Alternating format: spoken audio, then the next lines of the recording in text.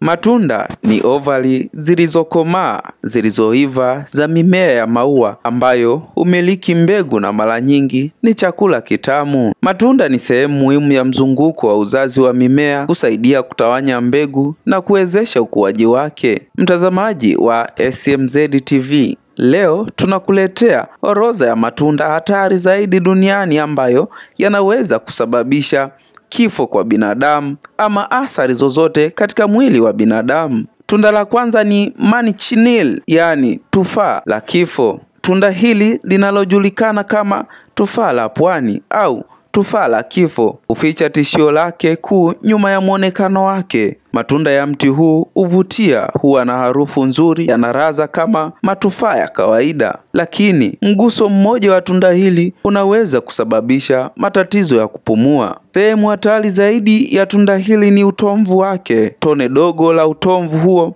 wenye sumu ya Formal na Hipomad linaweza kuchoma ngozi yako na kusababisha maumivu makali. Kutoka kugusa hadi kula, mwingiliano wowote na sehemu za mti huu unaweza kusababisha madhara makubwa, kuanzia matatizo ya tumbo, kutetemeka na hata kifo. Linapatikana katika sehemu za Caribbean katika taifa la Mexico, Amerika ya Kusini, na sehemu za Florida Kusini. Manchineel umetajwa kama mti hatari zaidi duniani. Kulingana na jarida la East Fruits, utomvu wake umetumiwa na watu wa kiasiri kama silaha, na rekodi za kihistoria zinaonyesha kuwa ni sumu hii iliyomuua mvumbuzi Juan Ponce de Leon mwaka 1521. Hata wakati wa mvua ni hatari kusimama chini ya mti wa manchineel kujikinga na mvua, kwani matone ya maji yanayotoka katika matawi yake yanaweza kusababisha malengelenge kwa mwili wa binadamu. Utomvu huo una kutu kiasi kwamba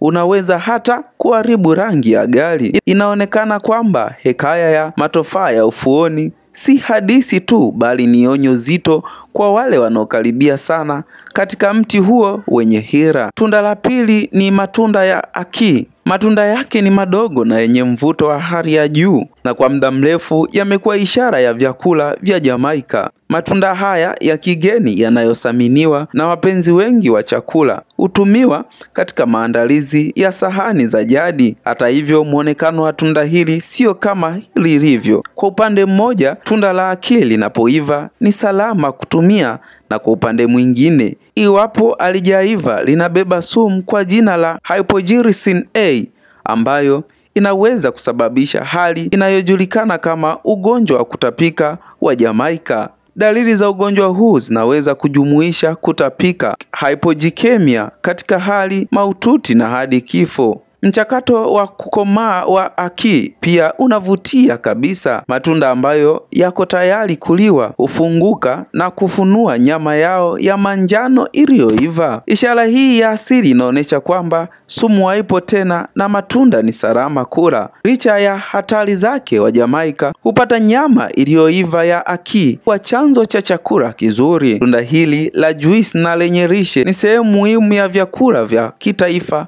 vya Jamaika. Mojawapo ya sahani maarufu za kitamaduni zilizo na akii ni akii na saltfish. Katika sahani hii, cold ya chumvi inakamilishwa na nyama maridadi ya akii na kujenga mchanganyiko maalum wa ladha ya kipekee. Wajamaika wanaheshimu tunda hili na wanajua kwa hakika wakati bora wa kulivuna na kulitayarisha. Kwao akii sio tu tunda, lakini ni sehemu muhimu ya urithi wa kitamaduni na utambulisho wa kitaifa. Akii ni mfano wa wazi wa jinsi asili inavyoweza kuchanganya hatari na faida, ikihimiza kuunda upishi bora ambao unashangaza na kufurahisha. Tunda la tatu ni cherry. Unakumbuka jinsi wakati mwingine unaishia kutafuna na kumeza mbegu ya tunda kwa bahati mbaya? Naam, jaribu kuepuka hilo unapokula tunda la cherries. Matunda haya madogo yanayong'aa na yenye ladha hubeba mbegu ambazo zinaweza kukuua. Ndiyo, kulingana na utafiti uliochapishwa kwenye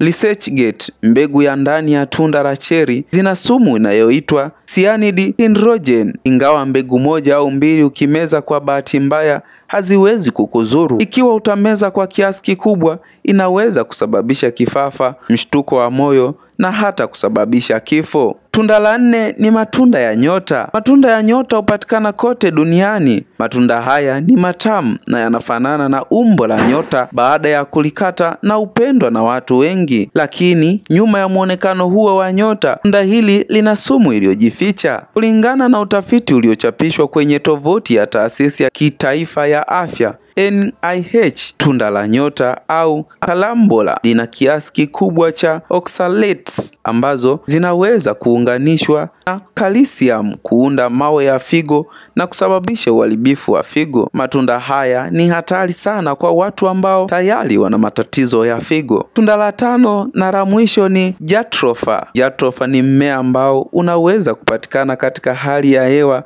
ya kitropiki kote duniani. Mbegu katika matunda haya matamu ya rangi ya manjano yanayong'aa huwa na kiwango kikubwa zaidi cha sumu inayoitwa lysine ambayo inaweza kusababisha kutapika, kuhara, maumivu ya tumbo na hisia inayowasha kwenye koo. Nchini India kumekuwa na visa vingi vya watoto kupata sumu ya tunda hili. Utafiti uliochapishwa katika jarida la kimataifa la utafiti wa matibabu na mapitio ulichambua data kutoka mwaka 2004 hadi 2013 na kugundua jumla ya kesi 169 za sumu kali ya jatropha kwa watoto.